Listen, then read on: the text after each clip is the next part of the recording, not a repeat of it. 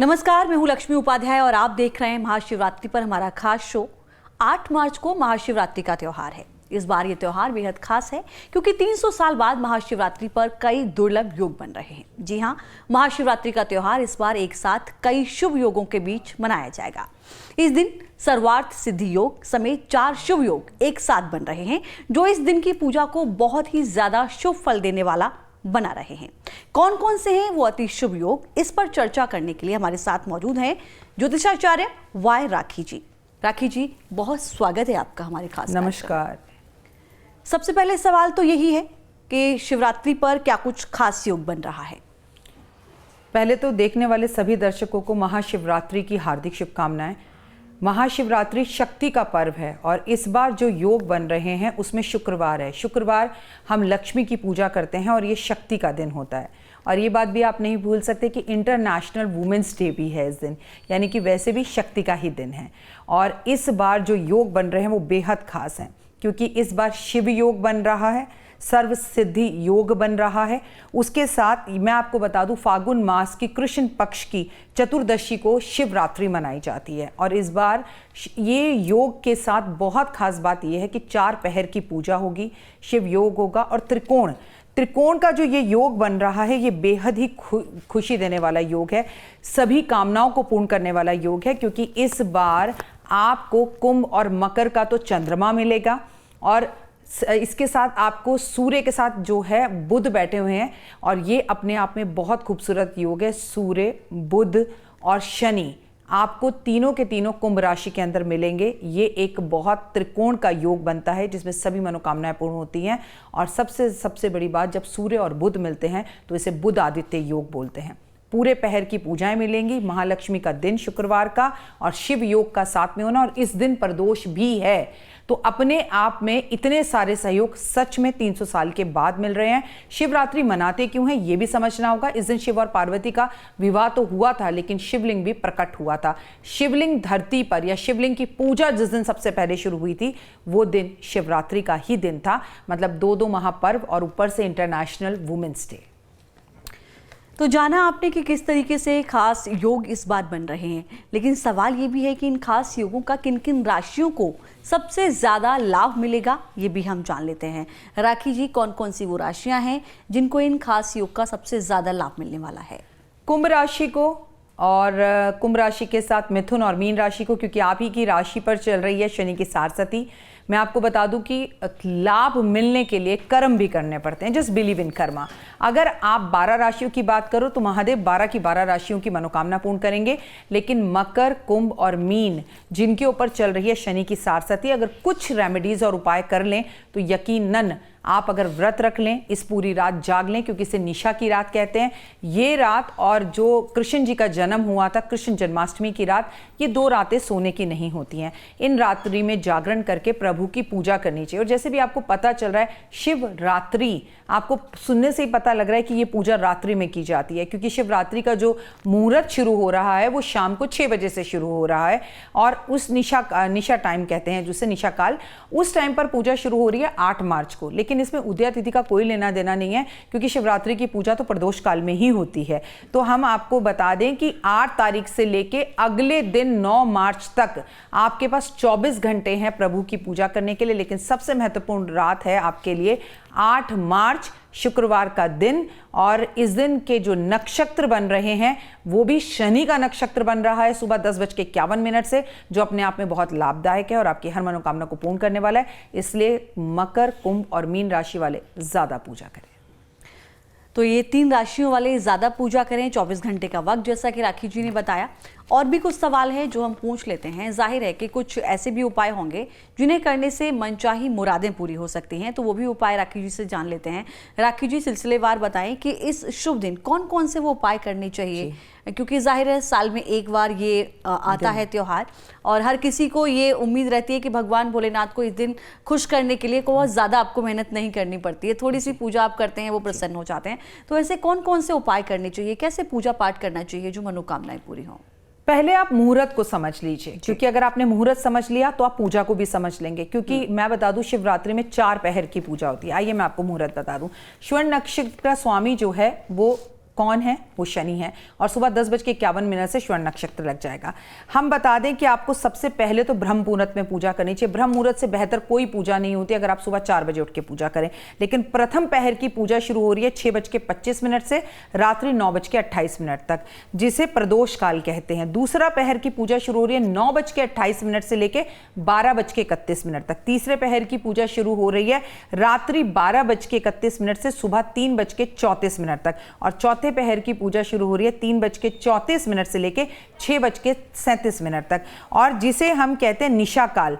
निशा काल जो सबसे ज्यादा महत्वपूर्ण है शिवरात्रि पर, वो है रात्रि 12:07 से लेके 12:55 तक। अब अगर इन्हीं समय पर आप पूजा करें, चारों पहर की पूजा ना भी कर सकें, तो 12:07 से लेके 12:55 तक जो निशा काल है वो सबसे महत्वपूर्ण काल है। कहते हैं इसी टाइम पर महादेव का विवाह हुआ था और इसी टाइम पर महादेव ने जो है चंद्रमा को दोबारा जीवन दिया था, क्योंकि चंद्रमा को उनके ससुर ने जो है श्राप दे दिया था कि तुम्हारा क्षीण हो जाए, तुम खत्म हो जाओ। तो महादेव ने अपनी शक्तियों से उन्हें उत्पन्न कर अपने मस्तक पर जगा दी थी। तो अपनी माँ के साथ अपने संबंधों को अच्छा करने के लिए भी इस टाइम पर आप पूजा कर सकते हैं। आप पंचामृत से भगवान की पूजा करें, आप भगवान की गन्ने के रस और शहद से पूजा करें, आप भगवान के ऊपर बेलपत्र अर्पण जरूर करें। आपकी मनोकामना कुछ भी हो, विवाह नहीं हो रहा तो पूजा कीजिए, विवाह हो गया और विवाह में आ रही हैं परेशानियां तो पूजा कीजिए। और अगर आपको धन की परेशानी है तो महादेव तो बड़े ही भोले हैं, वो भोले किसी के भी साथ चल देते हैं और आपकी हर मनोकामना को पूर्ण करते हैं। तो ऐसे में प्रभु की पूजा पाठ, बहुत आराधना अर्चना कीजिए, व्रत रखिए और कोशिश कीजिए कि व्रत का उद्यापन अगले दिन सुबह 6:37 के बाद यानी 9 मार्च की सुबह करें, ब्राह्मण को वस्त्र और भोजन देने के बाद। तो देखा आपने, जाहिर है कि ये कुछ मुहूर्त भी हैं। इनको कहा जाता है कि सही समय पर अगर आप सही काम करते हैं तो उसका सही आपको फल मिलता है। ऐसे ही पूजा के भी कुछ विशेष समय जो कि आपको राखी जी ने बताए, उनका आप इस्तेमाल करेंगे, उस समय अगर आप पूजा करेंगे तो निश्चित तौर पर आपको सकारात्मक फल मिलेगा, भगवान भोलेनाथ प्रसन्न होंगे। सबसे बड़ा सवाल ज़्यादातर लोगों का ये रहता है कि धन प्राप्ति के लिए हम क्या करें। तो मैं आपसे वही जानना चाहूँगी, खास दिन पर ऐसा क्या करना चाहिए, किस विधि से पूजा करनी चाहिए, ताकि जिन लोगों को धन को लेकर कष्ट है या धन नहीं रुक पा रहा है या कोई स्रोत नहीं खुल पा रहे हैं धन के, तो उनके लिए वो स्रोत खुल जाए। ईश्वर करे आपको धन का भरपूर भंडार मिले, लेकिन इसके लिए कष्ट तो आपको भी करना पड़ेगा। और वो कष्ट क्या है कि आपको महाशिवरात्रि में ताज़ा गन्ने का रस, और जिसमें सिर्फ गन्ना हो, नॉर्मली हम गन्ने का रस पीते हैं तो उसमें पुदीना, धनिया, अदरक, नमक सब डलवा लेते, नहीं, सिर्फ प्योर गन्ने का रस ताज़ा फ्रेश और उसके अंदर मिलाकर शहद महादेव पर अर्पण करें। लेकिन रुक जाइए, आपको एक बात याद रखनी चाहिए कि अगर आप पुरुष हैं तो धोती में ही महादेव की पूजा करें और अगर आप स्त्री हैं तो साड़ी में ही महादेव की पूजा करें, क्योंकि कपड़ों का महत्व बहुत ज़्यादा है। और शिव परिवार के अंदर हम परिवार की पूजा करते हैं, जैसे सोमवार, मंगलवार, बुधवार, वैसे ही एक और 8वां वार होता है, वो है परिवार। परिवार के साथ संयुक्त युग में मिलकर अगर आप पूजा करें तो बहुत उत्तम। पति पत्नी जोड़े में पूजा करें तो बहुत उत्तम। धन की प्राप्ति चाहिए तो इस दिन महालक्ष्मी का भी दिन है, तो महालक्ष्मी की भी पूजा रात्रि में जरूर करें। संभव हो सके तो हवन करें और इस दिन खीर का भोग लगा के महालक्ष्मी को भी भोग लगाएं। और महालक्ष्मी के साथ साथ आप शिव और पार्वती को भी भोग लगाएं। श्रृंगार का संपूर्ण समान समर्पण अर्पण भगवान के समक्ष जरूर करें। तो देखिए, अगर धन को लेकर कोई कष्ट है तो ये जो उपाय राखी जी आपको बता रही हैं वो अवश्य कीजिएगा। एक सवाल और जो दर्शक जानना चाहते हैं राखी जी, हर कोई अपने करियर में आगे बढ़ना चाहता है। कई बार होता है कि आप मेहनत बहुत करते हैं बट करियर में आपको उस हिसाब से सफलता नहीं मिलती है। भोलेनाथ के लिए तो कहा जाता है कि वो तो सब वरदानी है, आप जो भी मांग लीजिए वो दे देते हैं। करियर में अच्छा लोगों को ग्रोथ मिले, मन चाहे उनको जॉब के ऑप्शंस मिले, इसके लिए वो क्या उपाय इस दिन खास कर सकते हैं? अपने करियर के लिए देखिए, पहले तो मैं एक जनरल बात बताऊंगी जो आपको सुनने में शायद अटपटी लगे, लेकिन आप आजमा कर देखिएगा, आपकी जिंदगी बदल जाएगी। जिस ऑफिस में हम काम करते हैं उसी ऑफिस की हम निंदा करते हैं, बुराई करते हैं और एटीट्यूड दिखाते हैं। आप भोले से कुछ मांगने जा रहे हो तो पहले भोले बनकर जाना, चालाक बनकर वहां मत जाना। जिस ऑफिस में काम करते हो वहां के कुलीग्स की रिस्पेक्ट करो, वहां की इज्जत करो। वो ऑफिस की वजह से आप हैं, आपकी वजह से ऑफिस नहीं है। ये मैं अपने अंदर से निकाल दीजिए। पहले तो धरती पर आ जाइए, फिर अपने ऑफिस की रिस्पेक्ट करने लगे। हैं तो बिना भोले बाबा के पास जाए भी तरक्की दिन दुगनी रात चौगनी आपको मिलेगी। लेकिन महादेव के पास जिन्हें तरक्की, इंक्रीमेंट, प्रमोशन या नई जॉब चाहिए तो वो 11 गोमती चक्र लेकर जाएं और महादेव के ऊपर वो गोमती चक्र गुलाब जल से अर्पण करके धोकर उन्हें अर्पण करें। अब 11 में से 11 के गोमती चक्र महादेव पर रख दें, सिर्फ शिवलिंग पर। उसमें से 3 गोमती चक्र वापस लाकर आप अपने लैपटॉप बैग में, ऑफिस टेबल पर, अपने घर में, मंदिर में रख लीजिए।